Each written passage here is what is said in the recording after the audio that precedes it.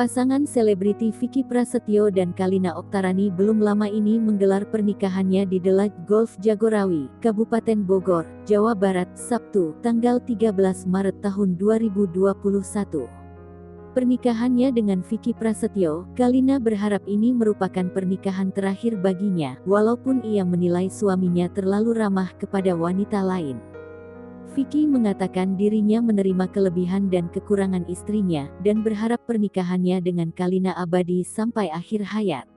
Walaupun suaminya dinilai ramah ke wanita lain, Kalina mengaku memberi suaminya kepercayaan penuh, dan berharap suaminya dapat menjaga kepercayaannya. Kalina dan Vicky juga akan mengundang para mantan-mantannya ke acara resepsi pernikahannya yang kedua.